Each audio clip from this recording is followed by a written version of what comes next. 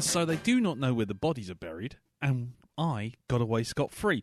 Hello and welcome to the Black Dog Podcast, episode number 339. Waits for 339 mention. You all right there? You texted away? Or are you playing a game? Just playing a game. Oh, nice. What game are you playing?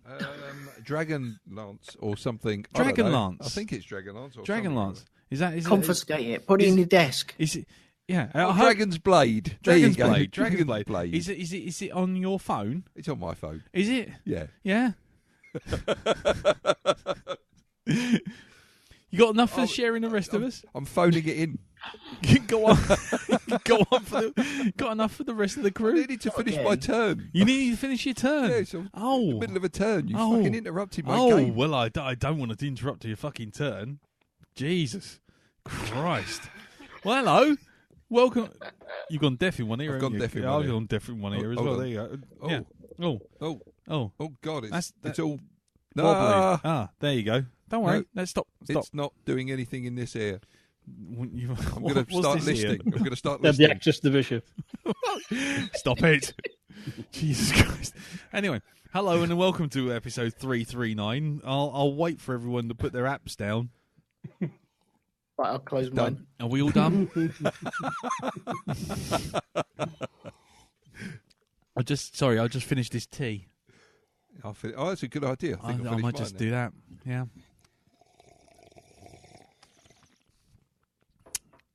Right, I'm ready.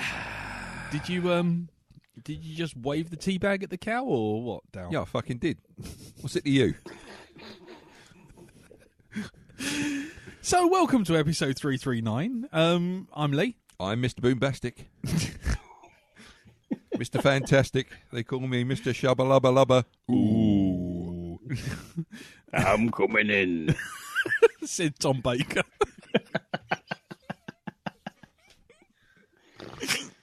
Oh, God. Tom is entering you now. Anyway. The wheels on the car stand come right off, come right off. Come right off. Sorry, I'm just going to stare on Facebook now. No, so, anyway, I'm Lee. He's Mr. Boombastic. Who's over there? I'm the helium hunchback. Let me slip into my hump. Do not overinflate the hump.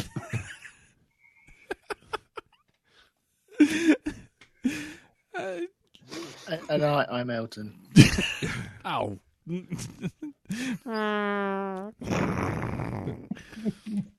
And this Indeed.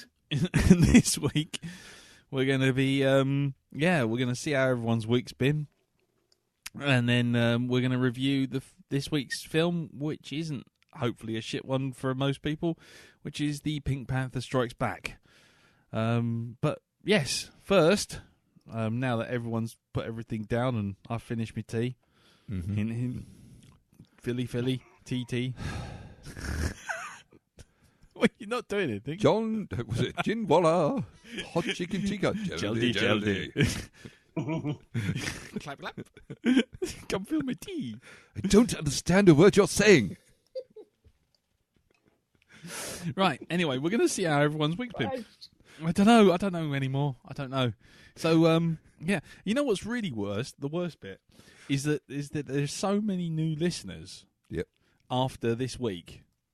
After a heavy amount of promotion from a number of people. I know what you mean. I thought it was just amazing the amount of attention that we've got by by recognition of the other work. people. Yeah, it's Yeah, amazing. But isn't it just? Isn't it? It's amazing if you recognise other people and give them their due. They actually recognise you and give them their due back. Yeah, it's like a mutual affection thing. It is. It's like mutual respect. Love. It's love and respect. Love and respect. Yeah. Yeah. So there you go. So we've got lots of people who have joined us this week, according to my stats, which have suddenly shot through the ceiling. So hello everyone who's new. Sorry you won't be here next week after this fucking intro. And yes, do come in. Pull up a chair. Pull up a biscuit. No, eat a biscuit. You know what I mean. Eat a chair. Eat a chair. Pull up a biscuit. Yeah, dunk it in your tea. Yes. So, yeah, welcome to the Black Dog Podcast. And, we'll see how everyone's week's been. Then we'll review Pink Panther Strikes Again. And then we'll move on our merry way to next week. Or something else. I can't remember. I've genuinely lost the plots quite early on. That's quite good. So, let's see how everyone's week's been. So, let's start with you, Elton. How's your week been, sir? Nice and easy to say. Well, at points, anyway. I've been off for a couple of days, which has been nice. I wonder what that smell was. Fucking Anyway, yeah, had a couple of days off. And in that time, I got around to making the Christmas cake for this year with my daughter. So it's proper grandma Christmas cake, this thing. It's huge, and it's almost as heavy as the center of the earth as well. So are you sending in Bruce Willis and the team to cut it for you? Blow it up, blow it in half. Leaving on a jet plane. That might be good for a topper. Little Lego men drilling into it. Oh, there you go. Lego Bruce Willis taking a drill, with a crazy Steve Buscemi in the truck, riding a little warhead. Yeah. No nukes. Yeah, that's it. Yeah, and the shuttle sort of embedded in the middle of it. Okay, right. That's the topper. There you go. Year. That's it. Yeah, excellent. See, Darren, you are worth something. Oh, thanks, man. Wow, I needed that boost today. A clock's right at least twice a day. Anyway, you're so funny. What else happened? Oh! I cleaned my cooker this week, and because this is very exciting. Right? Yeah, I'm already digging it. I got off my mash cleaning that thing. Right. I was high as a kite. Yes. And felt rather poorly for at least the 24 hours after that. I had windows open, as you're supposed to do, and yet somehow I had the fumes totally knock me sideways. It was at one moment. Did you have the windows in your house open or just one on a computer? Common error to make these days. Nice. No, it was house and back door and everything. You were cleaning the oven, did you say? Yeah. Did you have your head in the same bag as the trays and everything? Because that's probably what was wrong. At one point, yeah. Just out of interest, this oven cleaner, it didn't come in a little plastic bag. It was a white powder bought from a dodgy-looking man on the back of some shops. I think it might have been heroin. Yeah, it wasn't Vim. It wasn't Vim you were getting there, mate. Did you pay like 40 quid for a bottle of Vim? Extortionate amount. I mean, I know street drugs are heavily cut, but still, it's still cheaper to buy the actual Vim. I have heard that that Yeldham has been twinned with the fictional version of Baltimore from The Wire. So for some reason, I'm not quite sure what. So Yeldham's the drugs capital of the world, is it? Yeah, it is, yeah. Yeah, okay. So not so much Stringer Bell, but more Mini Baby Bell. Ring a bell. Bell end. So Thanks, guys. Thanks for the sympathy, guys. That's okay. So, right. so you basically went whizzing off your tits because you cleaned the oven. Yeah, it hurt at one point as well. It was a case of I burnt the inside of my throat because of the fumes. It hurt my throat. I was refluxing, and I was just refluxing. What a the space fucking cowboy. Hell? What the hell honestly. were you doing with this bloody oven? I mean, it's not a nuclear reactor. What were you using to clean it? What was this product? Oh, what was it? It was Essence of Barry Scott? Pure uncut Barry Scott. Yeah, they cremated Barry Scott, and now you can use his ashes. Yeah. to get Bang! off on And one. Barry's gone. Bang, and Nelton's out. I was using that, and I was also using a something Oven Pride, I think it Oh, was. you weren't mixing your cleaners, were you? Jesus, I was mixing cleaners. You don't do that. That's dangerous. He Oh, says shit, so. a bit. It says so on the pot. Was green smoke coming out of it? Because if so, that was chlorine, which is what you get when you mix household cleaners a lot of the time. Elton, There you go. That's probably what it was. go back into your kitchen, right? Okay, that bit Does it just smell like a swimming pool? above your cooker, where you did the cleaning. If the ceiling's gone slightly brown in that one area, then you know you were onto a bad deal. Jesus Christ. What did you do? Use a fucking asbestos scouring brush for a double down? I think so. Kind of. You twat. The fucking Men in Black turned up to scour Elton's oven. So, Wow. I need you to make a perimeter. yeah. I need to get the flushy things out. So, It was like an ET when they just tarpaulin the whole house. yeah, that's it. Bit of John Williams.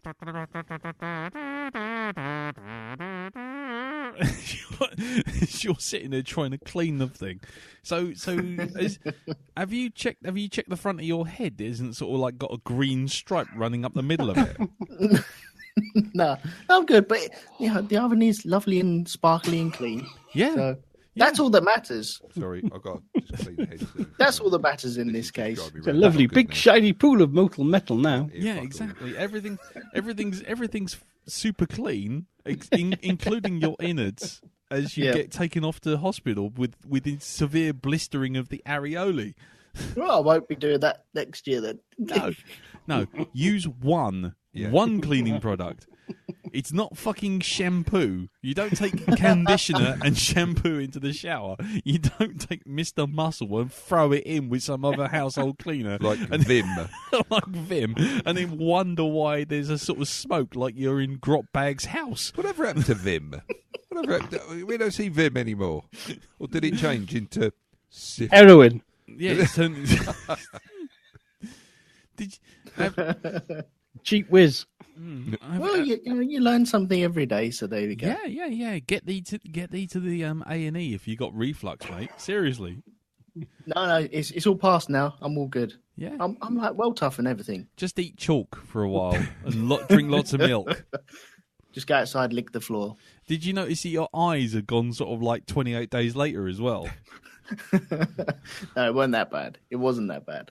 But No, yeah, I wouldn't be so did sure. hurt. It did hurt. Yeah. On recovery though, I watched a film called Wild Bill. I don't know if any of you guys have seen Wild this. Bill. It's a boxing one, isn't it? No, it's Dexter Fletcher's. He's a director of it, and I've it's got heard of a couple of familiar British actors in it. I've heard of it. I haven't seen it though. Yeah, very good, Yeah? very good. Thoroughly enjoyed it. It's on the line. It's a British film, so you know exactly what you're going to be getting. It's proper Cockney gangsters, etc. But there's some very familiar faces in there, so I would highly recommend Cockney it. gangsters. Cockney gangsters. What's Yeah. the blag? Geezer. What's the blag? Is there lots of you slag kind of dialogue? There's a bit of that, and there's also I can't remember any of their names, but there was one guy from Game of Thrones in there who was how would you say this? I don't know. Ginger. No. Is he the guy? Are you no. talking about the guy that plays the leader of the Night Watch, or was the leader of the Night Watch? No, Okay. not him. The guy who I don't want to Bolton, the Bolton kid. Oh, you're talking about the guy from Misfits, who was also is now. Yeah, I know the one. Ramsey. Yeah, Ramsey Bolton. That's it. Yeah, Ramsey yeah. Bolton. He's in it, and Yeah. he's very good in it. Yeah, Ewan Ryan. Ewan Ryan. that's it, it. Yeah. I'm only saying that like I know what I'm talking about. I'm actually bloody looking at the IMDb right now, so don't. I wish I had that open. Jason Fleming, Andy Serkis. Oh, there you go. So It's well worth a watch, honestly. yeah, there's Will Poulter. That's the guy. Right. Okay. Oh, cool. Okay. So and Jamie Winston. There you go. It's all there. Oh, and Sean Pertwee. There you go. Oh, rent a Cockney. Yeah. House bingo. Nice. Okay. Cool. And it's good. Yeah.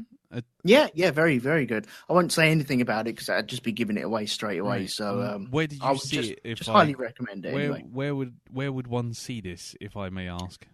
on my hard drive at home. So it fell off the back of a multiplex. Is that what you're saying? Nice. All careful, owner. Yeah, nice, nice. Okay, fine. We'll skip delicately over that You're one. obviously part of BAFTA, aren't you? Yes, to get it was a those early screener. copies. Yes, A screen Of that you course. had. yes. Okay, cool. Anything else, sir? No, that's it. I will move on before I get into any more trouble. Okay, fine. Just go huff some more paint thinners or whatever it is. Yeah. You need. So, Jim, what about you? Any noxious chemicals in your past? Well, Okay. come to think of Of it. course there are. Oh, dear me. Well, there have been environmental hazards this week. I'll tell you that much. It's been, as regular listeners know, I've been having a problem with a moron who has a barking dog. He won't shut up. And it has settled down again, but unfortunately this week is kicked off again big style. So I've done the last week on about 3 hours sleep a night. And so I've been a bit ragged round the edges, shall we say. In fact, Yeah. it's a long time. It was a bad week, actually, all round. Oh, shit. Yeah. Probably capped off today by when I got home from my proper worky duties at the local library. Came home and right, going to do some work, and the internet went off and didn't come back till tea time. So I was fucking delighted about that. Nice. And then, of course, there's the whole Geek Planet Online debacle, which I'll draw a discreet veil over. Yeah, well, it's okay. But, Don't worry. Everyone's drawn a discreet veil over it. I don't think anyone's to made thank anything. us. Yeah, there's nothing. I don't think there's anything going on with Geek Planet Online in terms of actual anything Anymore. anymore. Yes. I'll just say, well, I'll know who's footnoting whose history. Yes, exactly. Well, don't worry. History is written by the victors. So Well, actually, don't get into all that kind of malarkey. But I would just say, that at some point I'm sure there will be undoubtedly a moment where you have to thank everyone who's helped you get to where you are, Jim. And yeah, I'm sure I'm sure the acknowledgements will be most illuminating. because somehow, I'm sure it'll be in Jim's book. Oh yeah, absolutely. But anyway, no, that's fine. It's fine. Just move So on. in betting news, though, we did get this week the excuse me, confirmation that my good lady Teresa actually got her Masters in History. Fantastic, well done. We actually had it because she got her dissertation marks, Golf and clap, when you golf. put all the other marks together, you go, yeah, we know you got the Masters, but we got the official bit of paper, so it's all signed still, no takebacks, got it. Yeah, no In takesy for the backsies. graduation in January. Oh well, Yes, nice. So that was very good. So Frog Stomper's gonna have the whole full boater and thing going on, is she? The old flat The mortarboard. mortarboard, and, Yeah. Are there going to be letters after her name now? Yeah. Yes, yeah. Wow. What are we having? What letters after It's the not name? blockbusters. It doesn't No? work like that. Could I have a P, please, Oh, Bob? calm down. Yeah. So cool. So will she be? She will technically be, as far as I'm aware, unless any of the listeners let us know, she'll be the most highly decorated member of the black dog community. I think so. Yeah. And so I don't know. We've got a couple of doctors, haven't we? do we? Yeah, the doctor's the next. Oh, Doctor PhD's the next level up Yes. from our masters. So I was going to say, certainly top table. yeah, definitely top The table. rest of us plebs sat writing with our crayons. Yeah, yeah, not near the sort of like the adult scissors. No. Not near the same way. If you've got any cutting up, you have to ask teacher. Yeah, that's right. Use the You're perforator. definitely not allowed the glue, McManus. You mixed it up last time, and look what happened. Us lot that are not good enough to even slander. read the words "only connect" in the Radio Times. Yeah, actually, yeah, we do have a couple of doctors, don't we? Yeah, of course. Sorry, apologies, Dr. Scum, of course. Of course. Yes, indeed. Pays a visit. Sorry? Nothing. No. I wasn't alluding to his secret real job. yeah, he's not really a hitman, honestly. So anyway, no, that's that cable. That's the one you're after. Sorry, we're having all sorts of headphones troubles at the moment. So is that fine? You can hear it now, can you? You're coming out in stereo. Fantastic. I've entered Sure, it's the not a problem 21st between the century. headphones. Yeah, a problem exists between keyboard and Oh, headphones. you can just shut up. Before I get all cockney on you. Yeah, before I get top nut job geezer. Before I go all brick on you. Yeah. Make me a cup of tea. Feed it to the pigs, Quick Earl. to Amazon, get that Sennheiser ear trumpet. 10 hours a year trumpet. We'll get the Sennheiser ear trumpet 2000 Extreme. Thank you very much. EX Alpha. Yeah, Yeah. So, okay then. So, anything else, sir? Other than that, I would say, actually, in the light of bad news this week, I would like to thank everyone who's been very supportive and nice. And that rather balanced out the unpleasantness, I have to say. That was very, very, very lovely. Oh, that's good. So And there we are. and where can we find your Patreon again, Jim? yeah. Because I do believe there's going to be some spare cash from somewhere else coming very soon. There's loads In fact, of immediately. Yeah, Almost. So your Patreon is. I'll tell you what. I'll save you the effort. Oh, Patreon.com. if you know it, I don't. Patreon.com/Hypnagoria, Yeah, that's it. where you can go over there and you can get updates from Jim. You get nice pictures. You get lovely bonus podcasts. Lovely rewards. And we'll take out a 15-page ad in the Times as well. You know, maybe that'll help. Yeah, well, that's how promotion works. It certainly does. When you let people know this stuff. You let people know things. Yeah, when you mention names, You mention names. You put them forward. you do, yes, Yeah. and you advertise that to the rest of the community. Fantastic. And maybe it's like a little CV Yeah. that you're giving out there, but a spoken one. Yeah. You know? It's good. Yeah. And it's just showing your appreciation for the work that they do. Indeed. Brilliant. Anyway, so Yes, I will say, for those who already subscribed, the Christmas episodes are in the can and does involve a return to that village. nice. Another two-parter. Excellent. That's good. And I'll be re-releasing parts 1 and 2 in a bumper one for new listeners as well. So there you go. Juicy danglers A little there. Christmas Day gift. Probably one of the best things I've done. Well, So I'm told. well, there you go. That's not my opinion because I think everything I do is shit. But that's what I'm told. So. Lovely. Cool. Okay. Well, let's move on to you, Mr. B. How are you then? I'm all right. I'm Okay. fine. It's been again a little bit of a quiet week, but it is slowly crawling towards payday, which is why it's been a quiet week. So I'm kind of like I'm running on fumes for the minute. I'm coasting now. Yeah. You know, I've taken all the gears down. It's just flying along without any traction. You just know that the plane can hang in the air for 45 minutes. Exactly. I'm gliding in. In fact, I'm hoping I'm going to be like Tom Hardy in Dunkirk. Whereas I fly for 2.5 hours over the same stretch of beach. Repeatedly. Exactly. Yeah. You know, and stay up for that long. Yeah. And then land perfectly. Well, exactly, because it's a little... Have you tried mixing oven cleaners? No, but I will do. Maybe that'll help me stay high. Yeah, exactly. If you threw some vim into a Spitfire engine, I'm sure you'd go off like a rocket, wouldn't you? Certainly would. And talking about getting high, this brings me to the first part of the week. Yes. I tried something new this week. I tried a traditional German drink called Rumtopf. Oh, God. Okay. Now, for anybody that doesn't know what Rumtopf is, it's a drink that is normally served at Christmas, around about then, and it's fermented for around about 6 months. There's like some fruit put in a bucket, and then it's just filled to the brim with like rum and stuff, and just left and sat there with a bag over it. And so my German friend Bina said to me, right, you've got to try some of this, you know, because you're not going to be around for when the party's going on, so you need to have some now. So she poured 2 glasses, and she's brought this out, and there's like all cherries and strawberries floating in it and stuff like this. I've eaten the cherries and the strawberries. Cherries, I've got to say, soak up. They soak up all the sour parts of the alcohol, and they taste a little bit sort of like strong.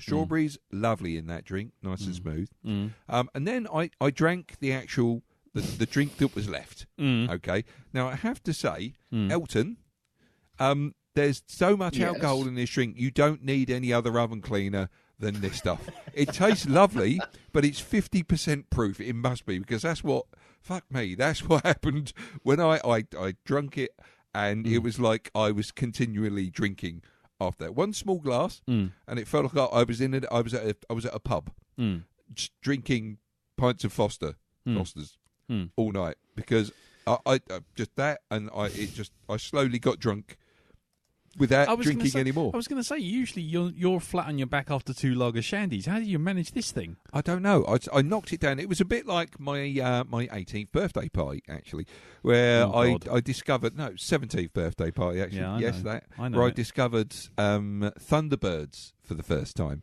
Yeah, I Jeff picked it up. Tracy. So I picked up a bottle and drunk, promptly swigged half of the bottle straight down my throat. And then disappeared for the rest of the party. But it wasn't that. No, because I drank it and I stood there thinking, this isn't so bad after all. People go on about how it gets you really drunk. And then I noticed that the room was getting taller and taller. And then I realised that actually what was going on was this sensation was slowly crawling its way up my legs, past all the major muscle groups, and knocking them out as it was going up. So, slowly collapsed on the floor until I was nothing but a head. Yeah. And then that went. Yeah, then a bit of Lou Reed played for about an hour and 3/4. Exactly. There's a baby crawling on the ceiling, stopped, its head spun right round and looked at me. Just a perfect day. So this rum's cough, or whatever it's called. Fuck me, it was strong. Yeah? I'm not joking. It could have taken out a passing jetliner. It was that strong. It really fucking was. It's a great drink, but Christ, I'm What not happened sure. after your second sip? I was away with the fairies. It was like, this is the best episode of Walking Dead ever. But you're watching Match of the Day. Am I? Yeah. Same And- thing. Yeah, same thing. Same thing. Less blood. Less blood, less dead. So for anybody who wants to get drunk, just take a thimbleful of this stuff. That'll see you off until well into the new year. Nice. So, yes. So we're waiting for Jim to bring down his ginger whiskey. The ginger whiskey, be ready soon. Nice. Is that the one where you go back in a time machine 200 years before and let that ferment in a bucket somewhere, go back to present day and go, yep, I think it's ready. Yeah. It goes from 6.5 litres to distill down to about a thimble. That's it. It's just a small bottle full. Yeah, which just uncapping it is enough to kill every living thing within a mile. Yep, indeedy. Yeah. Everybody gets drunk just by looking at the bottle. Yeah. That's how powerful that shit Everything smells of ginger biscuits is. Indeed. forever. So, coming off of that, Yeah. I watched a couple of things Okay. this week. Got recommended. I know I'm late to the party on this one, but finally got round to watching Making of a Murderer because I had it recommended to me, and serious miscarriage of justice. It's a 10-part. It's a 10-part series. I only watched the first part, but it was like, fucking hell, what are you going to do? How bad must it get for this fella for the other 10 episodes? Yeah. Okay. You know, so I'm slowly getting through that. Very, very good. Very interesting. I do recommend you listen to the Shonky Lab about it, where we reveal certain key facts they fail to mention. Yeah. Like the documentary was paid by for his defence. Oh, right. How they miss out certain key bits of relevant evidence, like the woman he killed, he'd been stalking her. And we're not just stalking, we're talking driving up to her in a car naked and masturbating at her kind of stalking. That kind of shit. Oh, no, they actually Cat in mentioned... a fire kind of shit. They actually mentioned that in the first episode. Something about Well, it was a harmless prank. He's not a psychopath because he threw a cat in a fire. He's fine, old Steve. Yeah. Just because they found the fucking burnt bones in a bin outside his fucking front door doesn't mean he didn't fucking do it. All he was doing was he started off cleaning his oven. Next thing you know, this shit happens. Right, okay, well, I'm sure I'll discover that as I go on. But moving swiftly on from that, there. And think on that you should. bombshell, Move away. Obviously, I've triggered a few emotions gonna there. say, with make that. no eye Also, it contact. says when you realise what that documentary didn't tell you, you'll be livid. Right. Seriously, it's absolutely a fucking disgrace. Okey pokies. Moving on from that to something a bit lighter. iZombie. iZombie. Right, iZombie. A show about a woman who's a doctor who goes to a party on a boat that gets hit by an inexplicable zombie apocalypse, gets bitten or gets scratched, and basically comes back from the dead as a zombie. But if she doesn't eat brains, then she becomes stupid and starts going full-on zombie. Full-on feral. Exactly. If she eats brains, then she stays normal, although she's now got white hair and very pale skin and whatever. But the ability she gets from actually eating the brains is she can actually see memories of the people she's eaten the brains of. So she starts getting involved in mysteries like murders and stuff like this.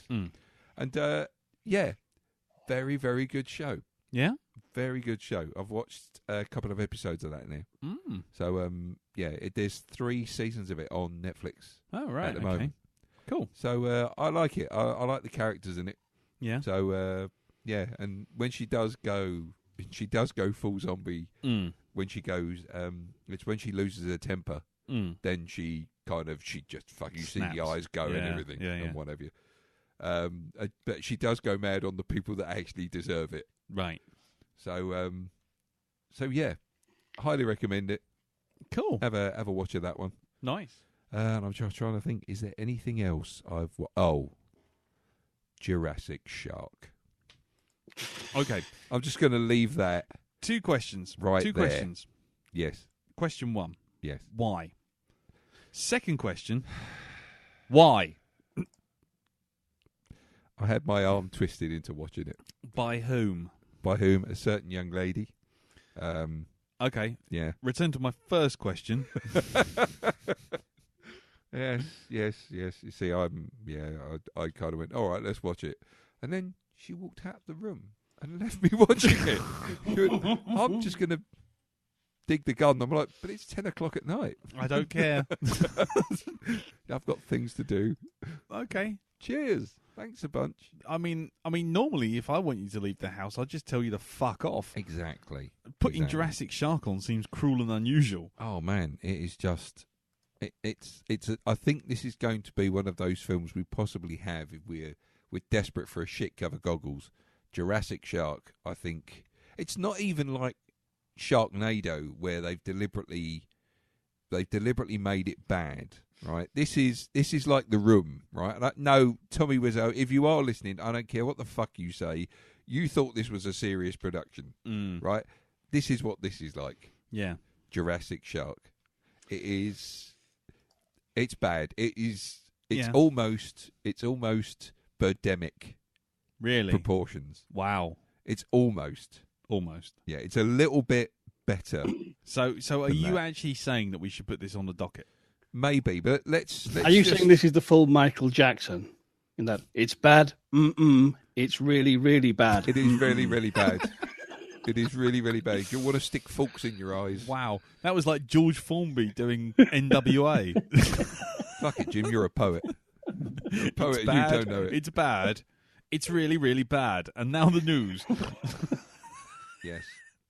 So Jurassic Shark. Oh, that's my review of it. Jurassic Shark. Ooh. Right. Okay. I'll put it on the docket. No, I'm not going to do that. No, don't. No. Okay. Anything else? No, I'm sure I'll find some more shit to watch on Netflix. Yeah, the Netflix roulette thing seems to be starting up again. Yeah, I think you have to go for something slightly off the beaten track and then look at all the tendrils that lead off of it to other shit things. You know, if the front cover of these things looks good, but it's only 7 minutes long each episode, don't watch it. Yeah, because it's a web series of some sort. yeah. If it's animated and it says you like this because you liked Bob's Burgers, Yeah. or you liked Archer, probably best approach it with some trepidation, because 9 times out of 10 it's something ripping off either Bob's Burgers or Archer, It certainly is, or trying to. or BoJack Horseman.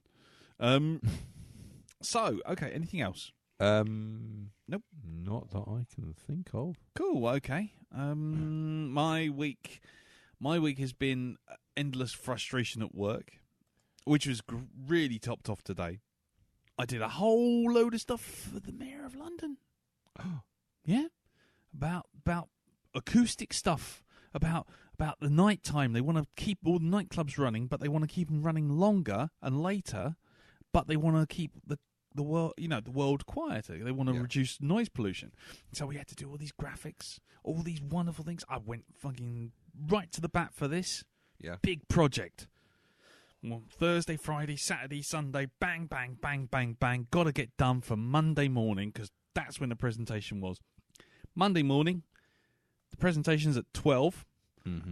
11:45, Mayor's office phones up. Sorry, cancelled it. Talk to you in the new year. But guess what? Guess when I found that out? At 11:45. No, I found it out today. Right. Fantastic. Fantastic work. So they told you well after the event. Yeah, well after the event. Yeah, because they probably knew that there would be chairs and telekinesis kind of moments of... Other than that, I swore at an MP today.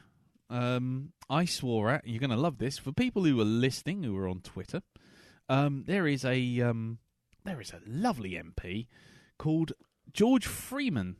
He's a Conservative. Freeman_George on Twitter. And he's saying, he's really happy to be attending a seminar about the NHS, discussing, will cancer break the NHS? Talking about whether or not paying for cancer treatments will break the NHS. So, to which I said, and I quote, here we go. Having witnessed 2 loved ones die at the hands of cancer, all I can say is sorry for having their disease impact on your bottom line, you callous fucking vampire. Golf clap. Thank you. Whenabouts was this? Was this today then? Yes. Today. I'm looking. There's even a picture of him standing there on a podium, standing on a stage against a red background, looking really pleased with himself. Yep. So, fuck George Freeman, that's all I can say. So, there you go. That's been basically my week, apart from watching lots of Wallace and Gromit, because the kids have been catching up with that. Wrong Trousers, Bizzo. still excellent. Have we done Curse of the Were-Rabbit on this show? No, we haven't, and we really should. Oh, we should. We should. Should we do that for Christmas? Yes. Is that our Christmas movie? Curse of the Were-Rabbit. Oh, yes. There we Sounds go. good to Last me. year we were horrible. This year we'll be nice at Christmas. Yes. We'll do Gladvent. Okay, cool. Count me in. We should have done Curse of the Were-Rabbit for the Indeterminate Weeks of Horror. How many roast potatoes out on? 7. All right, excellent, brilliant. So, so that was it. Really, nothing else has happened. I swore some more, and had very little sleep. So all good. But I'm going out for a drink with some idiot on Thursday, so that'll be good. I don't know, some random they've let back into town. So yeah. They'll let anyone in, won't they? Yeah. All these plastic gangsters. Coming down from Essex thinking they're all that and a bag of chips. Fortunately, I won't be. No? No. You won't be? No, I can't. No. What, it's on payday, isn't it? Thursday? No, it's just that I've got to be up early the next day. I've got to get to Manchester. Mm-hmm. There's a big con going on. So, oh, right. yes. I'm See? driving up there. See how this goes, El? See? Yeah, I know. Well, Andy's turning up anyway, so that's all right. No, he's not. He's driving up there with him. Yeah. I know he is. Yeah, I know. So, that's good, isn't it? It's like having a birthday on August the 7th when Nine Worlds kicks off. Yes, it is, isn't it? Oh, dear. Anyway, we do love Nine Worlds. Right, anyway, enough of that. Let's move on to this week's movie, which is The Pink Panther Strikes Again. Warning, may contain dodgy French accents. Roasting this facts. Roasting this facts. Roasting this facts. Roasting this facts. Roasting this facts. You're gonna watch a film you like when you were young. Sticking in the player, then send feedback when it's done. Has it stood the test of time? A classic given more? Or has the movie lost its shine, a cinematic bore? Is it still hot? Send me what you got.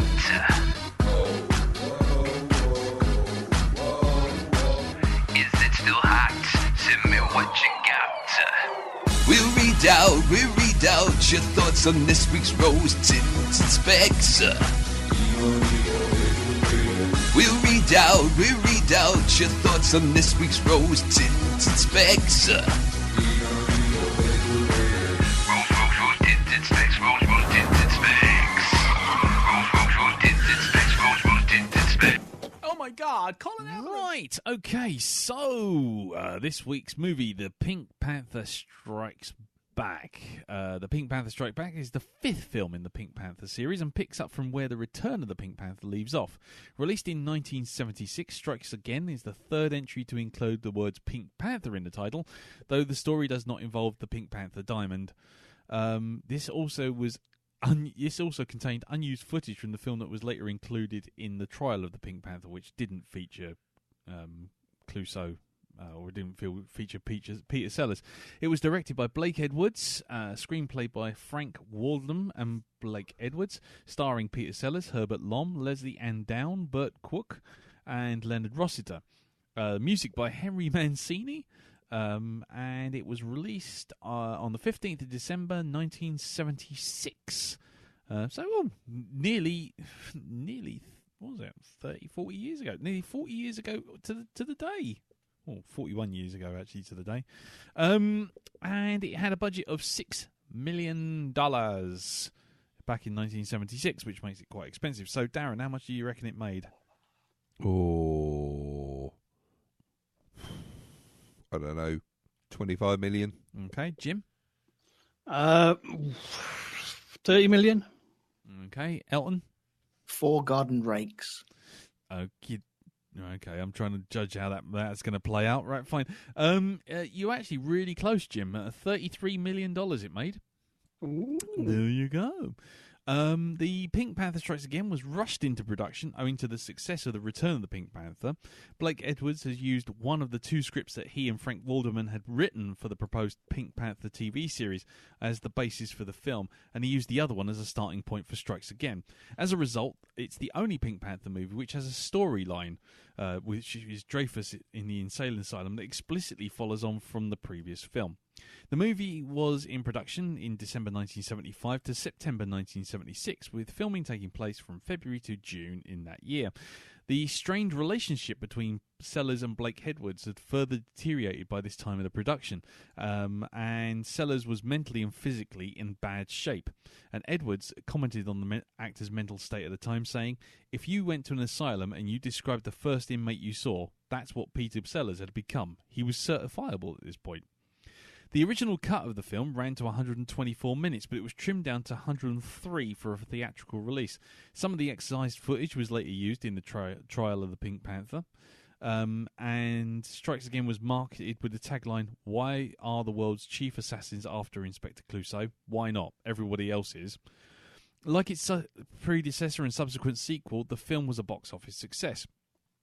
During the film's title, there are references to Alfred Hitchcock Presents, Batman, King Kong, Sound of Music, which starred Blake Edwards' wife Julie Andrews, Dracula AD 1972, Singing in the Rain, Steamboat Bill, and Sweet Charity, putting the Pink Panther character and the animated persona of Inspector Clouseau into recognisable events in said movies. There's also a reference to Jaws at the end sequence. No, really? Thanks, Wiki. I'm glad you told me. The scene in which Clouseau impersonates a dentist is using laughing gas and pulling the wrong tooth is clearly inspired by Bob Hope in The Pale Face from 1948. Richard Williams, the animator of Roger Rabbit, supervised the animation of the opening and closing sequences for the second and final time. Sellers was never happy with the final version of the film and publicly criticised Blake Edwards for misusing his talents.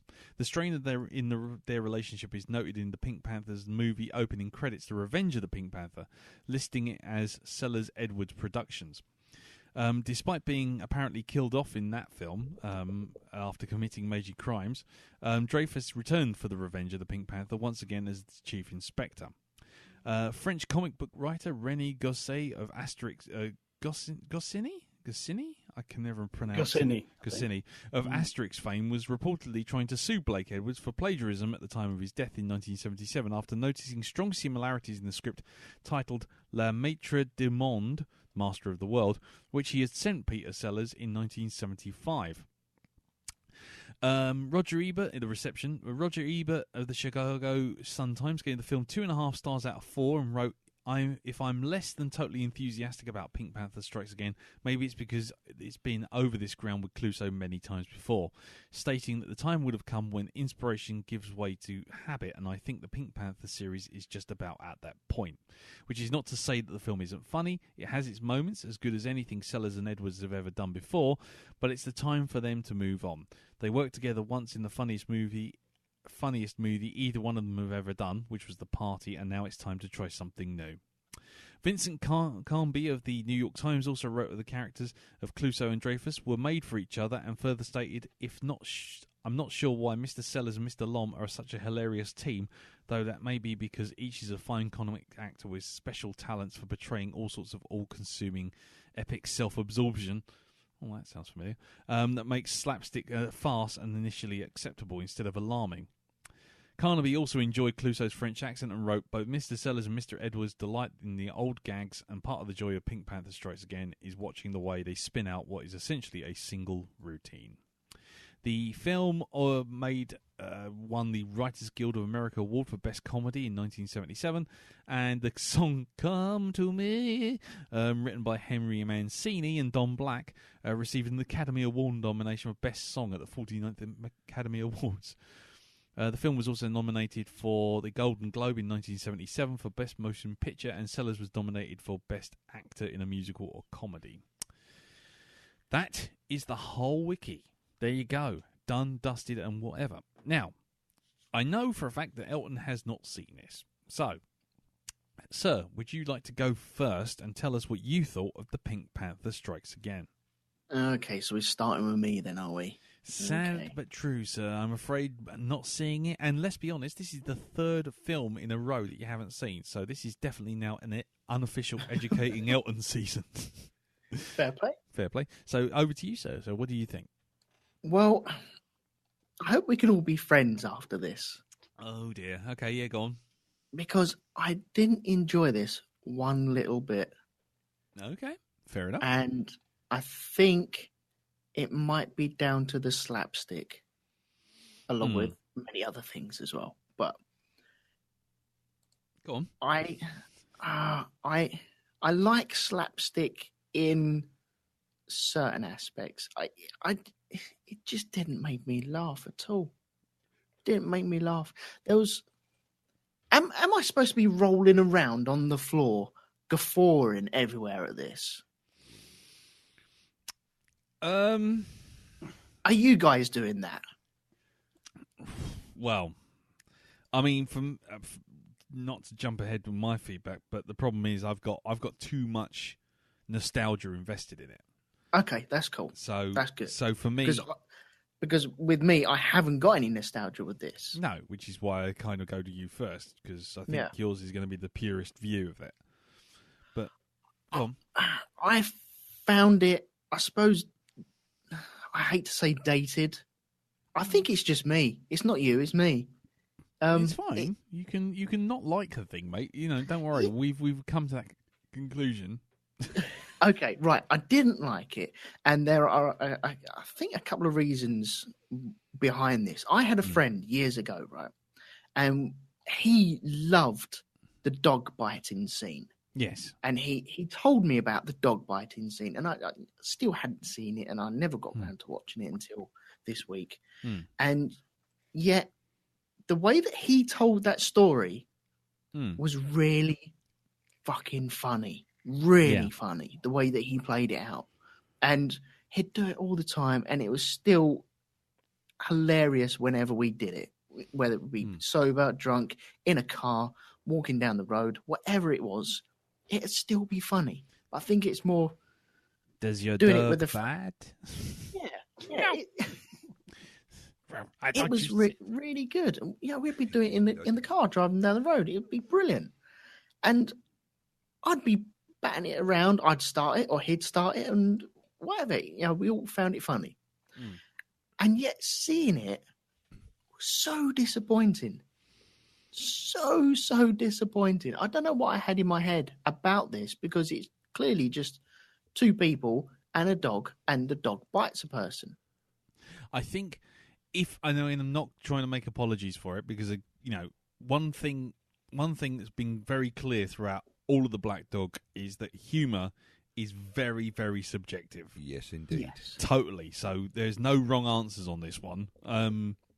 But basically, my ears are going again. Hey. So I've just shot my ears. I've gone all out of kilter. But and so it doesn't surprise me. But the thing is, what I will say is, in much the same way as you're doing right now, is this is how we, and we've said this on the podcast enough times, but Goldfinger, the Austin Powers film. Yep. Not Goldfinger. Goldmember. Goldmember. Sorry, Goldmember, the Austin Powers film. Yes, Goldfinger's the other one. Goldfinger, yeah. You know, that bloke from Scotland. Down there, down the road. But asshole. Give him a slap. With Goldmember, it was that whole thing of we walked out the cinema like, what? Yeah. And then the quotes come, and then it becomes a funny thing. It's a time bomb. The same goes for Anchorman as well, to a lesser degree. Yeah. But the whole thing of watching it, you're sitting there stony face going, what the fuck is all this about? And some people are just getting it right away, and then you come away from it and you go, actually, and then someone else goes, I'm in a glass case of emotion, and you kind of like, and then it becomes funny because it gains context outside of the film. I love them. Definitely. And I kind of want that to happen, but I can't see it happening with this. Yeah, it's the same as Aliens. I mean, you can't say on Facebook, you can't do one Aliens quote and not have 1,000 people suddenly materialise out of nowhere to continually stick on the end of that quote 1 billion other Aliens quotes. It just the film is almost secondary. It becomes it's a life of its own afterwards. But anyway, go on, carry on, mate. Go on. Well, there were two major incidents where I not nearly checked out, but it was a case of I'm clearly not getting this, and I've seen too many films up until this point. Yes, me seen too many films. I'm saying nothing. Saying nothing. The first one was when he was doing the parallel bars, and there you go. See, now I didn't have a smile on my face when I was watching it, and now I have. But it's when he turns round and the transition is so poorly done that you know that that's not him on the parallel bars. It doesn't matter. I know, but for me, first time round watching it, I'm like, right, something's going to happen now because I've just clued in on it. It's just too easy. Yeah, it's too obvious. The joke's foreshadowed. Yeah, and so you know something's going to happen. And when he falls down the stairs, you're like, oh, because you don't even see the stairs. And then it's all of a sudden, okay, that was a bit over the top for what actually happened. Sorry. Carry on, Elton. Sorry. I'm loving the fact that you guys are laughing about it and enjoying it. I'm actually laughing brilliant. More at it now than I did last night when I watched it. Or the other yeah. night when I watched Which proves the point. Yeah. But anyway, carry on. Sorry, Elton. Go Well, on. the other one was, I'm not going to go through every scene, don't worry. But the other one was, and this is a proper nitpicky thing that really annoys me that I notice, and it bugs me. It annoys me that it bugs me. Go on. When they're around the pond the first time, around the pond, and the chief inspector has fallen into the water, and Clouseau grabs the rake and pulls him out and places the rake down on the grass. He puts the rake down on the grass, and the fingers of the rake are facing downwards. And yet, if someone trod on it, it wouldn't flip up. But the next time he falls in and then walks out and then treads on the rake, and it's pure slapstick comedy. I get it. Yeah. I knew that. I didn't think the rake was going to hit him because he put the rake down the wrong way round, and yet he hadn't put it the wrong way round. He had gone fingers up and then hit him in the face. And it's just, I'm sat there going, but that wouldn't work. That's wrong. You got that wrong. You need to do that bit again to get that right. And I'm annoyed at myself because I'm picking it. And there's no need for me to pick that. That's just me being a dick. But I didn't fucking enjoy it. Oh, that's fine. But on the other side of that, when he's got the grappling hook and he swings into the river, loved it. But that's the thing, isn't it? It's again, I don't want to jump ahead because I'll just end up going off on one. But a lot of these gags, you start off thinking, well, that's not that funny. That's not that funny. That's not that funny. But then when you get the final gag, that's the kind of pressure release. It's like that thing with the thing with the rake was kind of a build-up. It's the Laurel and Hardy thing. It's like the first thing you get is he falls in the river because he gets hit on the head with the croquet ball, and that's fine. You kind of go, oh, right, okay, fine, slapstick. Then he falls in the river again because of the croquet bat. Then he falls in the river again because he's on the end of the chair. He's on the end of the chair, and Clouseau stands up and the chair goes over, and you're not expecting it. Then for him to get out of that water and then walk into the rake that's been put down there, he kind of like, you're like, okay, this is just getting silly now, and you start to laugh. But it's when he goes, in every day and every way I'm getting better and better, and then it goes, and it's just a fucking arrow sticking out of his forehead. And he just goes, every day and everywhere I'm going to kill you. It's just like, it's just, that's the problem. It's like little tiny tickles that eventually, when the big one comes, it makes it like super work. Where does the fucking arrow come from? It's the fucking guy. It's the guy who's dressed up as the chief firing the fucking rubber sucker Indian arrow that you see right at the very beginning, and you see Clouseau going past, and he just goes, "Ow!" and the bloke goes, sticks two fingers up at him. I'm laughing at this more now. The arrow on the forehead. Yeah, it is definitely me. I think if I was in a room of people enjoying this, I might enjoy it more. I don't think you should be so hard on yourself. I honestly don't, because I didn't. I mean, we're laughing at it now, and there were bits where I was literally floored. I will be honest with you, but there were moments where I was kind of like, okay, this isn't quite what I remember. And it was a bit like watching Life of Brian with people who've never seen it before. You're laughing at all these gags because you know they're coming up, and then other people are just sitting there stony-faced, and you're like, oh, you completely missed that gag. It just sailed past your head. And no, I totally get that, because I want to show my son the Life of Brian or the Holy Grail. And I know the first time round, it won't be for him. No, exactly. And that's the point. It's one of those things you have to tune into, and in some ways you have to go at it from like Holy Grail first, because that's just so crazy that when you get one with a narrative, it makes a bit more. It feels a bit better. But yeah, but like I say, I'm. You know what? I was actually. I think if I was a betting man, I would have said that you wouldn't have liked this film. Yeah. Just because, humor being what it is. Well, that's the problem, though, isn't it? It's, like you say, it is so subjective that I reckon in a couple of weeks' time, if I watch it again, it'll grow on me, and then it'll grow on me again, and it'll grow on me again, or it could go the opposite way. Yeah. And I don't think there's anything wrong with me for not liking it No. because obviously not everyone's going to dig it. But and the slapstick, the thing with the film is slapstick is the core of the film. Mm. Even the story takes a backseat because of the slapstick that goes on in here. Yeah, I mean it's interesting because on Facebook there's was it Robert Taylor said he has to say that he finds the 70s Clouseau movies a bit weird, with Peter Sellers being too self-indulgent and not actually that funny. Brackets to me, the best of the bunch is Shot in the Dark, which is actually a lot better film. And Jeffrey Hyman McJeffrick says the same thing, that he thinks Shot in the Dark is a much better film. But in some ways, what you're saying about the slapstick taking over, it's kind of weird because this is the first Clouseau film which isn't just a string of gags. But that's what I saw it as. And you take that away, what have you got left? You got a whisper of a story there. Mm. Yeah. And if you're not on board with that slapstick, then you're not going to be on board with the film. Yeah. And exactly. I think that's the problem I had with it. And so I was worried coming here thinking that I haven't got anything to say. I don't think I've got anything to say because I think I've said the same thing again 10 times, but it's just not for me.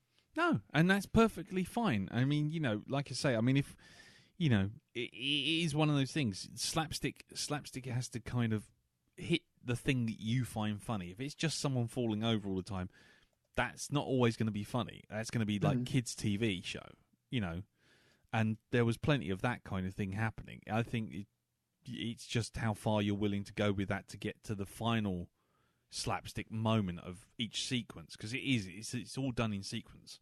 So you get this kind of like light gag, random gag. There's your sucker punch. And if you missed it, or if you're not on board with the first 2 or 3 gags, then the last one, it's like when he falls down the stairs off the parallel bars, and then you've got this kind of stumbling about bit with the armor, but it's all building up to the final gag, which is him with the fucking mace stuck to his hand and going, "What about you?" and smacking the fucking beekeeper in the face with a morning star and knocking him flat out. And that's the real punchline there. But you've gone through all these other stupid things, like him stepping on the granny's feet and all that kind of thing, to get to that bit. And it's like if you don't get on the first gag, then the rest of them are just going to all go, and that's kind of the big problem there, really. Yeah, and you kind of need the lead up from the other gags as well. And so if you drop off at one point from one of the gags, then you in the time that it takes for you to roll your eyes, you could have missed something. Well, exactly, yeah. And so, I just, not that I didn't get it, it's just, it's not for me. I'm more looking forward to listening to you guys just talking about this. So it's probably better off that you guys get on with it, you lazy gits. Well, if you insist. Yeah, okay, then. Well, let's move on to you then, Jim. What did you think about it? Well, okay, I'll give you my Pink Panther history. Yes. As a bit of a lead-in. Now, the Pink Panther films, kind of much like the Carry On films and the Bond films, were films in the 70s in the UK, were pretty much in constant rotation. Yeah. And I have to say, I think I got to 13 or 14 before I actually got them. Yeah. And that was because I remember seeing the first one on a Saturday night on BBC One. And now I knew the Pink Panther cartoon. Pink Panther film. This starts well. Yes, a jewel. It says you can see the shape of an animal. Yeah, the Pink Panther. Yeah, brilliant. Yeah. And then the rest of them, where's the fucking Pink Panther? I was expecting it'd be, like a cartoon character in a live action setting, like Peach Dragon or Mary Poppins. And I was very nonplussed by the whole thing. And I knew people who always talked about how funny the Pink Panther films were, but they were just going completely over my head. Yeah. And I think it was one Sunday night. I was getting into comedy and I knew about the Goons, I knew about Peter Sellers, and this film called A Shot in the Dark. I thought, oh, I'll watch that. And I had no idea it was a Pink Panther film because it doesn't have the Pink Panther in the title. Yeah. And I watched it, and then it clicked. And then after that, I just found Clouseau hilarious. But it was kind of, there was that disconnect for a lot of quite a few years before suddenly, like, the key turned in the lock. Yeah. Now, this one for me, I think it's always been one of my favourites. I think it's the one kind of me and my friends quoted a lot, particularly the "Doing, I'm going to kill you." We used to do that in random conversation all the time, often with strangers. Yeah. A friend of mine used to do it when people used to ask him directions.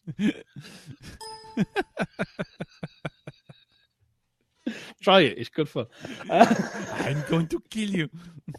Start You the go left car. down there, you turn right down there, and you just go, I'm going to kill you. Start the car. You fool. Start the car. But, I mean, this one, I think, is just kind of, you have two very strong comic performances from both Peter Sellers and Herbert Lom. Yeah. I think partly, maybe for Elton, I think part of the funniness of this film is that it does follow on from the last one. Yeah. After where you've seen Dreyfus being driven absolutely insane by Clouseau. Yeah. And I think for me, I know there's a lot of slapstick in this, and slapstick isn't everyone's cup of tea. Fair dues. But I think for me, what's funny about it isn't the slapstick. It's the fact that there's this just aura of chaos and mayhem with whatever Clouseau does, and he is completely oblivious to it. Yeah. It's just completely normal to him that everything falls apart and people are falling down screaming around him and buildings are collapses and everything breaks he touches. That's fine. That's normal. And that's the big joke, particularly in this movie, is that Clouseau is this eye of the storm of comedic chaos. Yeah. And he doesn't know. Yeah. Exactly. Poor old Keto, he will be in hospital for a week. He's like, the fucker got blown up.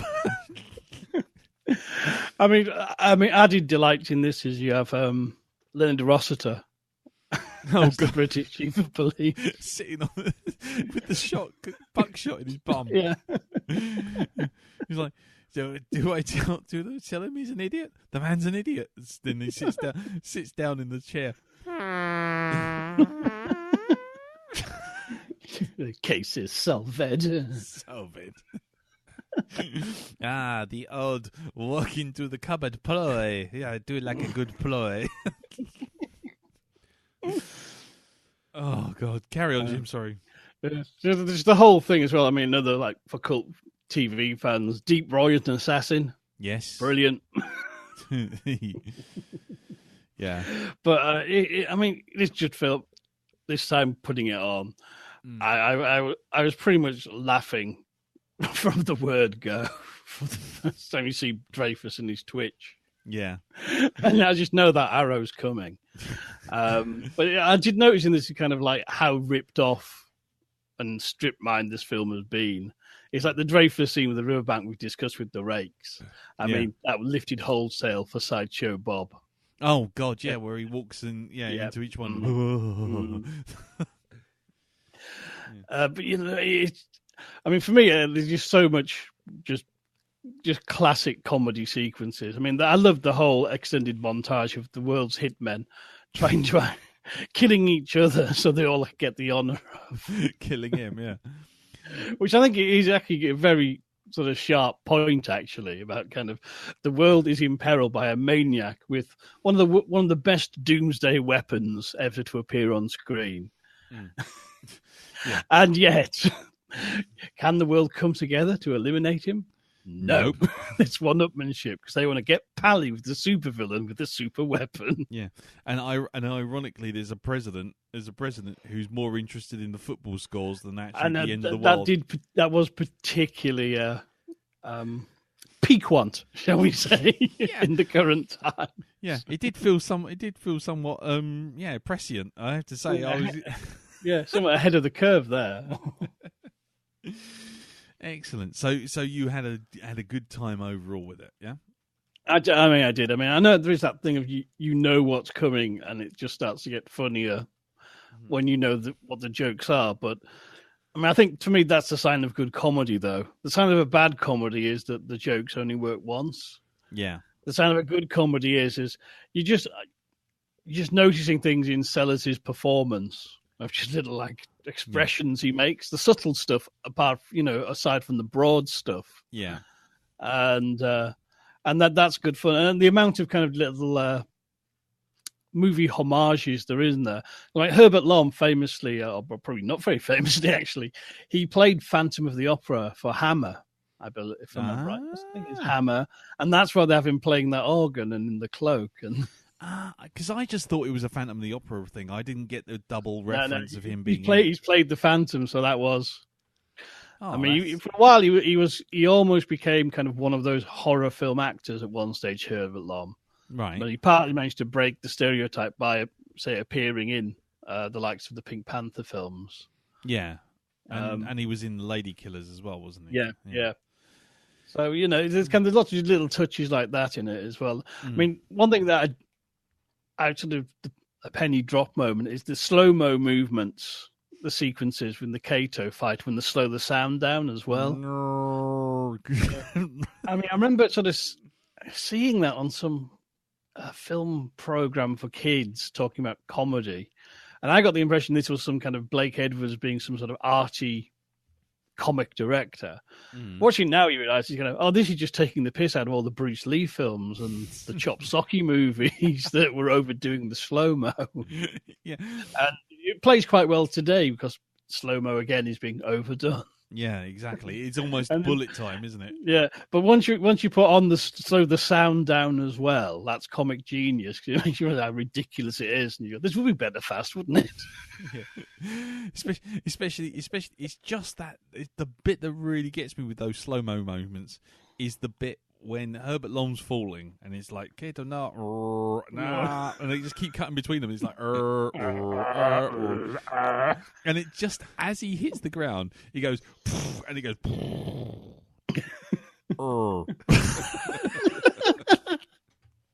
it's just that little,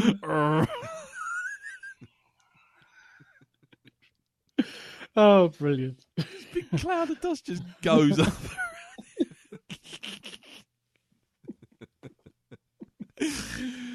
Oh God.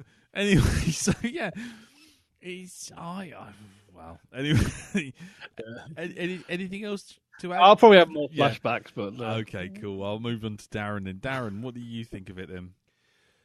Right, because it sounded like you didn't laugh at it as much as you're laughing at it now. From what you were saying earlier. No, I didn't. I've got to say, when I was watching it, I actually found in places it tried a bit too hard. It for me. This is like, what can I equate it to in a series? It's like the Naked Gun series. Yes. Right now, the Naked Gun, to begin with, starts off as Police Squad. Right, it's got all the usual sort of airplane jokes in it. But if you watch the Naked Gun as it goes on in the series, it becomes more of a normal comedy rather than this crazy airplane sort of comedy. Yeah, rather than spoofing, it just becomes a flat out. Yeah, it just becomes just a standard comedy. Whereas, and this is kind of, for me, this film was like that. It seemed a little bit, in places, it seemed a little bit phoned in. Right. It seemed like it wasn't making the same effort as the other ones. Were. Yeah. I don't know. I think. See, how many films are we away from it actually them stopping the pink carpet? This is the one where they stop, because basically this is the one after this one. This is the one where Sellers has, I think it's his second heart attack. Yeah, and then he goes and he just sort of basically drops out, and then he refuses to do any more. And then they take his footage, the outtakes from this, put it in the Trial of the Pink Panther. That's right. And then it becomes the French actor, I can't remember his name, doing two films on the to try the Return of the Pink Panther and the Trial of the Pink Panther, and it's and then it goes away for a long time and then comes back with Steve Martin. Yeah. So Yeah, I mean, I was promised Kato in a fridge in this That's one. I actually thought the this one was before. that's my favourite attack scene from Kato is the bit where he leaps out of a fridge. Because that actually is the bit that they reference when he's looking for Kato, doesn't he? And he Yeah. opens up the fridge and then just everything just falls out and then goes into Dreyfus's eyes because he pops the blade through the ketchup. Yeah, But so Yeah. this wasn't terrible by any means. Don't get me wrong. No. It's just that I don't know. I seem to remember the comedy being. Again, we're talking about the whole thing of memory actually Yeah. filling in the blanks for you and making it funnier for you. yeah, So, yeah, it just felt like it was in places. It felt like it was just forcing it too much, interesting. Yeah, you know. But there were stuff. I mean, there's lots of stuff in it that does work. The slow mo bits always work. I always find those a lot like very fun. yeah, Those lovely, you yeah. know. Bert Kwok's always, you know, he's worth the time of day. He really is as a, you know, as Kato. He's just brilliant. The fin. What? Get the phone. Get the fin. Yeah. So that voice is again. It's that kind of. It's that Laurel and Hardy thing of just having a random sort of kind of right. Skullface McGinty moment. So like I say, there were bits in it that worked for me. Other bits that didn't. So yeah, in general, it's you know, it's still a good film, Yeah. but it's not the strongest one I thought in the actual series. No, I mean that's fair. I think, especially looking back on the wiki, you know that they were loggerheads. Yeah, Well, it's like there's I think of other films. There are scenes from other Pink Panther films that I'm thinking are going to be in this one. There's like there's the one that they always used to use on It'll Be Alright on the Night, which is Inspector Clouseau disguising himself as a gangster and walking into a lift full of gangsters. I've got the bum. Breaking wind, Oh, right? God, And it's like it's supposed to be played completely straight faced. Yeah. Of people just look at one another, but in they show it, and there's like about 80 takes of them just falling about laughing. Yeah. The entire Yeah. contents of the lift is just that's it. Yeah. They just go. Peter Sellers is just literally sliding down the wall in that scene. I think that's is it Return or the Revenge? I can't remember. The Revenge of the Pink Panther, but that's also the one where he dresses up as he sneaks in as a maid, and he sucks up a parrot using the Hoover.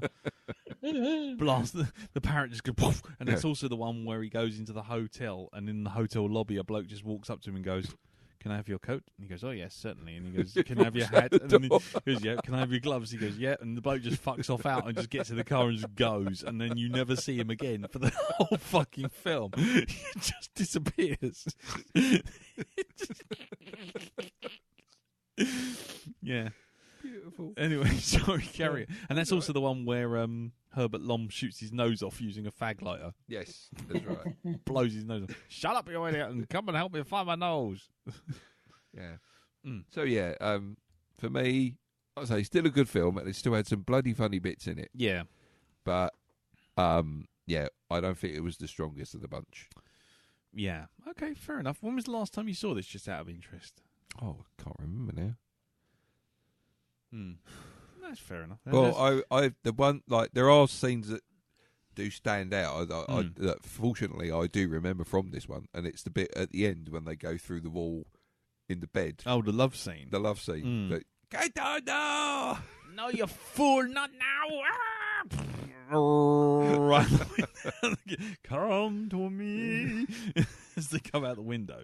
So yeah, you know, I think that's possibly one of my most. That's the memorable bit for me.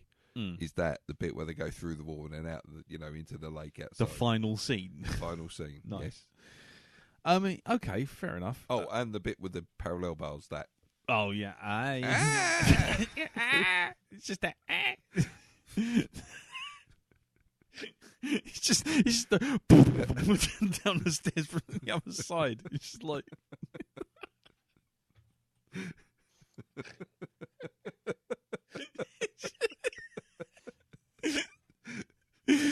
I remember that's I funny. used to be a master on the parallel band.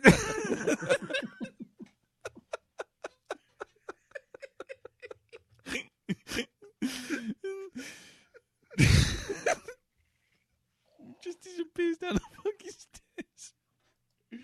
It's a bit like the dentist scene. Don't worry, it'll all be over soon. Just you put the stairs in the wrong place. Stupid place to put stairs. Okay. No, the reason I asked how long it's been since you've seen it last is because for me, I'll do my bit now. I mean, for me, I love this. I love this so much. But I do recognise its flaws. But the thing is, a lot of what I liked about it this time round was I was so familiar with it that I knew these gags were coming up. Knew some of the gags were coming up.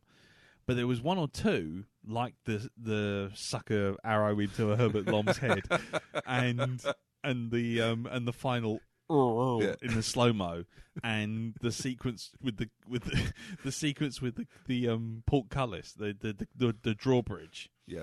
But it's the bit when he's paddling along in the moat, and you just see the drawbridge come down, and he just comes out the other side, and it's just a head in the fucking thing. I mean, it was the lack of knowledge on certain bits that actually were funnier this time round. Mm-hmm. So the bits that caught me by surprise were the funniest bits. The bits I will, before I go all super effusive, what I will say is pretty much what I was saying on Twitter today to Dave Probert, which was that the one of the weaknesses of this film is whenever Sellers and Herbert Lom are not on the screen, whenever they try and actually carry on an actual plot. And it's like, well, let's not kid ourselves. There is no plot. Let's just move on. Yeah. Let's get to the next gag. And so the sequence in the nightclub, you know, it's fine, but you know, it's like there's a whole sequence of the guy whose name escapes me, but was in on the buses. Used to go. Yeah, I know the one who plays Jarvis, the butler.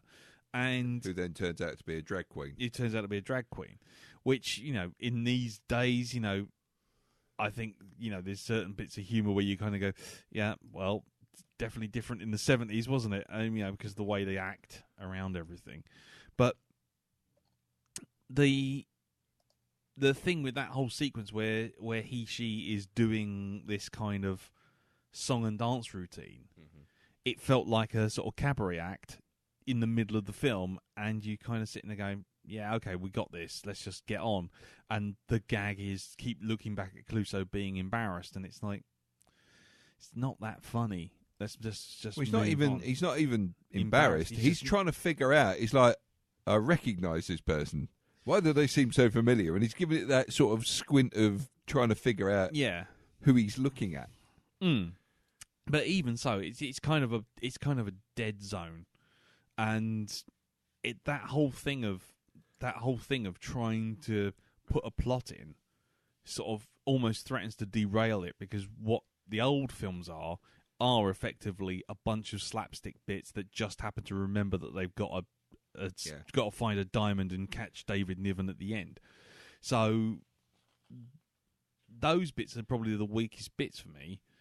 But most of the scenes around the mansion, I really liked. Because it's the subtle stuff as well. The bit when he's walking in the dark and he goes, "Allah," and he pulls up the light and he's walking along, and then all of a sudden it turns out he's on a walking machine, and he's like, "I'll do like a good warm up before I go detecting," and then he looks around and there's a great big switch which is clearly a power switch, and he goes, "How did you turn on the light?" And the bloke goes, "Using the light switch, sir." He goes, "Very clever." Then he turns off the other switch, and he's like clearly the one that's controlling all the gym gear. "So this is your gymnasium?" He's like, "Yes, sir." Good. And it's the wordplay when he starts doing things like when he says, "Oh, you know, there has been a murder," and everyone goes, "Murder?" And he goes, "Yes, a murder. Who said murder?" And she goes, "You did." I did not say murder. Did you say murder? And it goes around and it becomes this kind of verbal slapstick thing. And I love all that wordplay stuff. I love all that sort of old school farce. Yeah. It's something quite refreshing about it, especially after, all of the humour nowadays is very kind of trying to be out there and weird and wacky, and that's cool and referential and metatextual and all that kind of stuff. But to go back to something kind of old school and kind of, this is funny because this is a guy being an idiot. Let's laugh at the idiot, without having to worry about laughing at someone who's, mentally deficient or, has some sort of disability. Let's not do that. We're just laughing at this guy being a complete incompetent. There's something quite innocent and quite fresh about that. Well, by comparison to today, you wouldn't get away with it today. But yeah, and so the stuff with him with the so we have a beekeeper, we have a gardener who thinks he's a grocer who thinks he's a gardener, and my hand is on fire, and it's like and suddenly his mace is in the fireplace. Things like that were just great. I just love those kind of gags because they're all gags that are big gags, but I kind of forgot a lot of them. The only bit I genuinely didn't like, because I just found it just totally derailed the film, was the sequence in Bavaria with the assassins trying to kill him. Yeah. Which is fine on its own, and it's kind of fine for the first 5 minutes or so, but then when it gets to it's getting silly now. You got your Deep Roys being picked up and all this sort of thing, but then it gets to Omar Sharif and Leslie Ann Down in the bed, and it's just like that gag. It's just the whole thing just kind of comes to a screeching halt, and really all it's there for is so that Leslie Ann Down can be at the very end as some kind of random love interest, and so she can drop a note, basically drop an exposition plot to move Clouseau on to finding Herbert Lom's character. But the whole sequence of him trying to get into the castle and being the dentist is just comedy gold. Especially once they get the helium, the laughing gas. And it's like, what about this? How's this feeling? Yes, I'm laughing. I don't know why. And then all of a sudden, it's like by the end of it, he's like, it's a bit hot in here, and his fucking whole face is melting off. he's trying to get that club to stop. It's like just drag it across behind him and kill him. I mean, I just loved it. I loved it, but I kind of on the inverse of what Elton was saying, sort of he didn't love it because he didn't get it. I loved it, not because I got it, but because I've always watched this film. I've always seen this film, and I've always laughed at this film, and so I can't, which is funny for the podcast, given that we're supposed to look past the nostalgia, but I couldn't look past the nostalgia. Yeah. I just simply couldn't. Because even the most boring bits where, if this had done any other film where they just sort of had a random love scene between two spies just so we could have Clouseau walk in at the end and go, oh, you're the love interest who's mistaken me for Omar Sharif. I honestly think I probably would have kicked that film to the curb, but this film I'm just sitting there going, actually, you know what? It's over in a minute. Let's just get on with the next gag, Let's get to that sequence with him trying to climb over the portcullis. Or, does your dog bite? Nope. And, I thought you said your dog does not bite. That is not my dog. And, and he's like, who was it? Do you have a room? A room. You mean a zither? Zither. Yes, zither. You mean room. Yes, room. That is what I am saying. Silly person. And it's just stuff like that. I just love all that kind of silly gaff. It's innocent. And that's the thing. And I just really enjoyed it. I saw all the flaws, but I really enjoyed it. I mean, just going back to the Facebook for a second. Just a little bit of feedback we had. We did have also had, he said, desperately trying to get back to the blooming feedback. There you go. I mean, well, here we go. Steve Bob said he just didn't find it funny. He said that he liked everything else that Sellers has made, but the Clouseau films never amused him even as a child. Watching it now, I can see the humour and jokes, but they still don't even raise a smile. So there you go, Elton. You're not alone. The one thing he did genuinely laugh at was the end scene with the Americans watching the game, and one of the guys, and the president says, "Call the CIA, call the FBI, call the Pentagon, find out who won the game."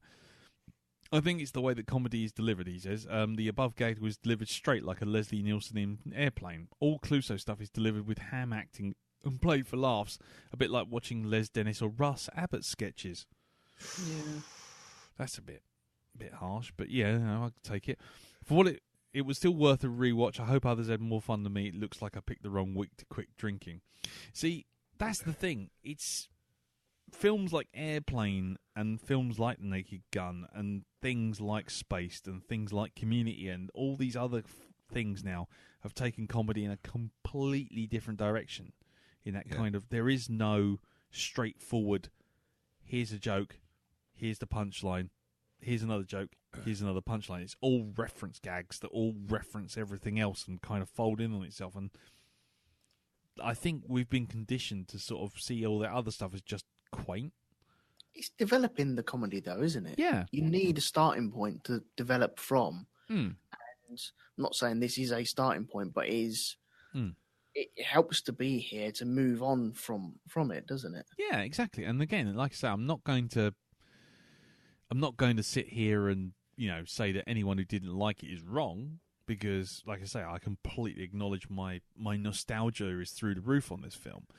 But just a little counterpoint. You got Sarah Lazelle saying that this was a lot of fun to watch, just a good old-fashioned slapstick comedy. Two favourite bits that made her laugh out loud was the opening sequence with Dreyfus in the lake, and the other was when Clouseau was in his office and his chair got stuck and he leaned back and he just had to grab his colleagues to help himself up and ended up pulling the guy down into the desk, sort of smashing his head into the table. She said, so many little jokes that would have been easy to miss. I can see this as a film that you could watch over and over and still find something new. There's a couple of other Pink Panther films on Netflix, which I think I shall watch. A good choice this week, guys, with a thumbs up. The other gag, by the way, that I didn't realise because I was too young, I think, to really get the gag. Out with the bad air, in with the good. Out with the bad air, in with the good. And then the lady comes by, dirty pervert, smack, and hits him over the back of the head. Which was then followed up with the risque gag about him being Quasimodo, and he's floating past Notre Dame. And as he floats past Notre Dame, I completely didn't realise when I was a lot younger where that nozzle was.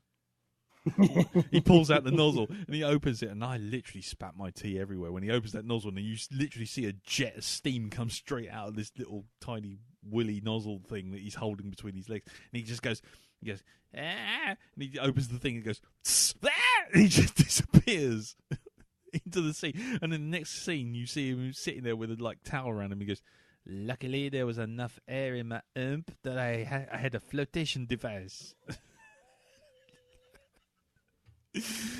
I just love it. It's stupid, but it's so funny. But anyway, maybe we'll come back to another Pink Panther film in the future and see how everyone fares with that. But yeah, so that's it really. Anybody got anything else to add? No. No? I'm just hoping that it'll develop on me. I think it's a breather, isn't it? You've got to let it breathe a little while, come back to it, watch it again. Well, work on it. It's like listening to, like kids, when you used to buy albums, you sometimes used to have to work on the album to actually listen to them correctly. Well, I always remember someone not a million miles away from us would have to listen to the album while doing, was it when you used to sit there and do, was it stock taking, and you had to listen to an album to get the new album? What was it you used to do? You always used to do something. You had to sit there and you'd have to listen to it over and over again, an album, when you used to listen to it, when you lived with your mum and dad. I always remember, because you had an album, probably it's far too far along ago, but I always remember you said, "Oh, I always listen to them on rotation, and I have it on repeat while I'm doing something." I don't know whether it's homework or stock taking or something It like might that, have been. or ironing or something like that. But you would always have some repetitive thing, and you'd have it on loop. I can't remember what it was now. Probably. Fucking hell, we're old. Yeah. Exactly. That was back when we used to have Walkmans that used to flip over the tape for that's us. it. Yeah, it used to play backwards, didn't it? Yeah, it used to reverse the tape deck. Flip at the end and then come back. That's it. And the Great Space Race on the Spectrum. Oh, good Lord, no. No, not the. Let's not go. Let's not go there. Let's not go to the Great Space Race. Yeah, or the tripods. Left, White Mountain, sneeze. Or no, left, sneeze, White Mountains. Yeah, you are I completely. won't complete it for you, mate. I won't. No.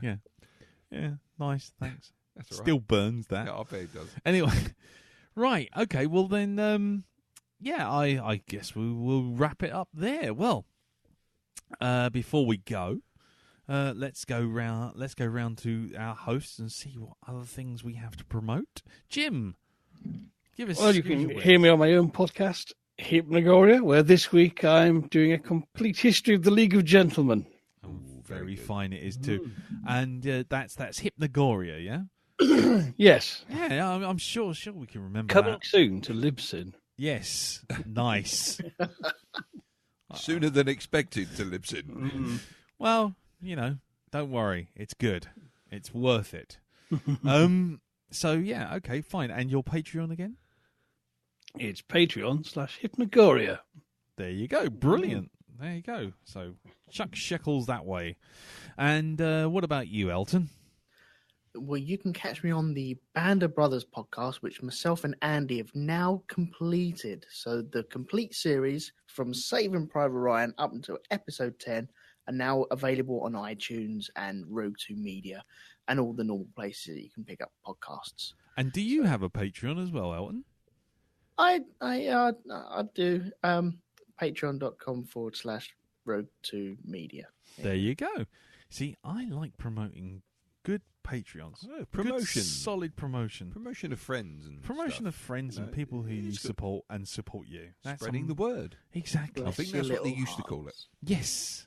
Spreading Bless your little hearts. the word. By word of mouth. Yes. Or by writing. Yeah. Who knew?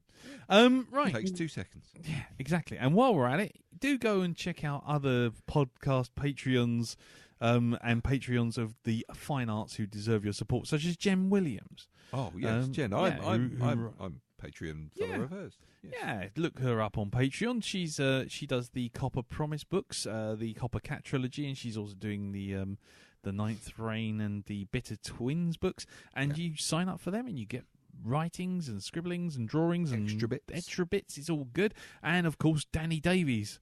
So if you go to Patreon and look up Danny Davies, you can find his Patreon right there, and he does lovely artwork, very Clive Barker-y, sort of Bill Sienkiewicz kind of stuff. Very good, well worth a look, and chuck some shekels his way too. And you know what? Anybody else who wants to send some, send me little notifications of their Patreons or things that they're doing, send them my way. I'm happy to promote them. Absolutely not a problem. Because that's what people do. Yeah. That's how you promote other people and just give a little love forward.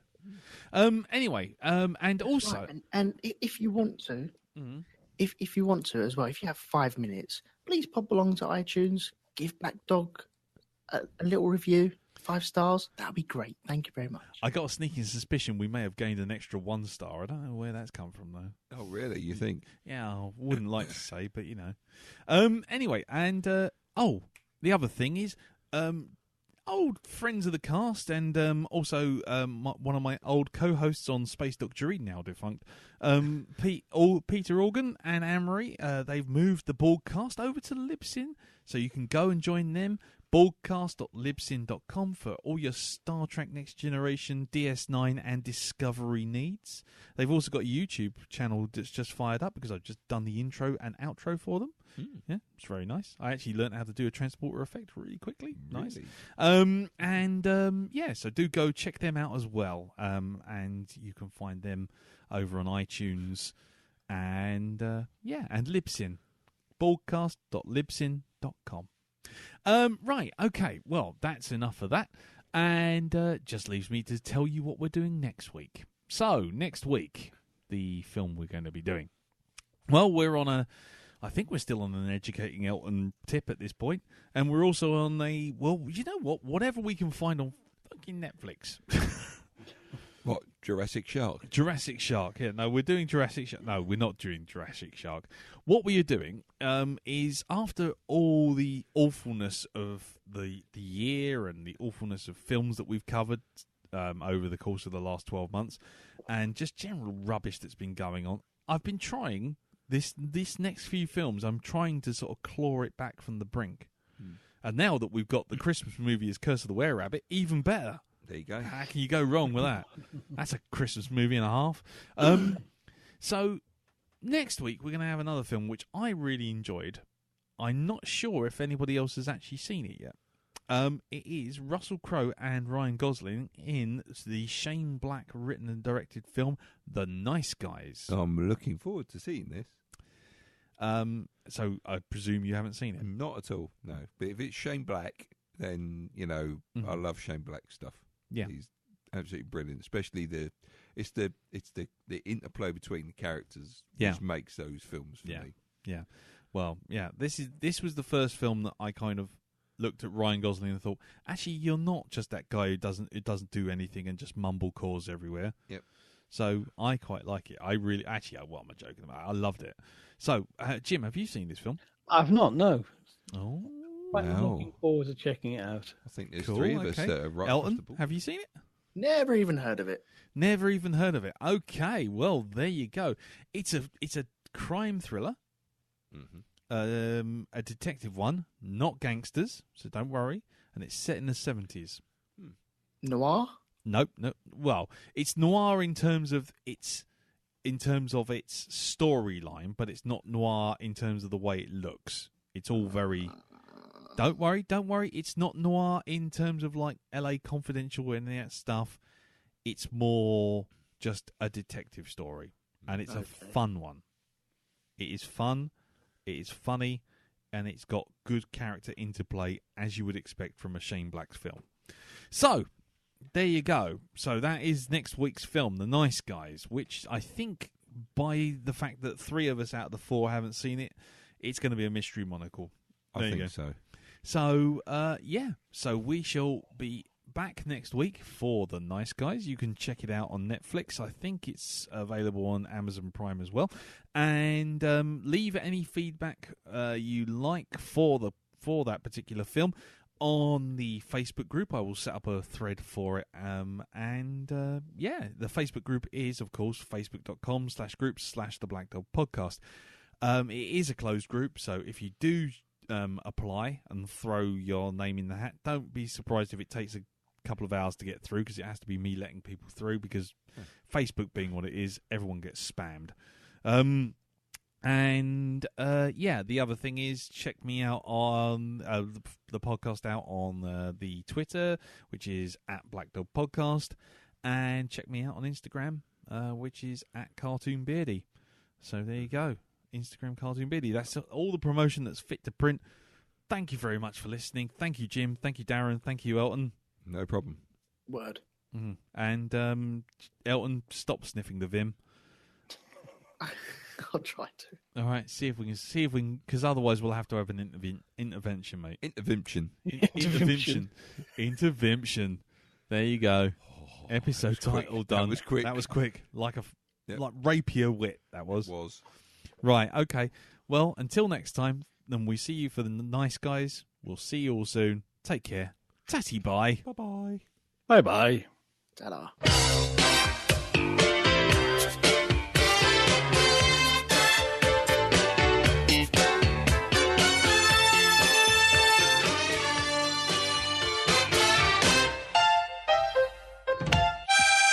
Oh, bollocks to it.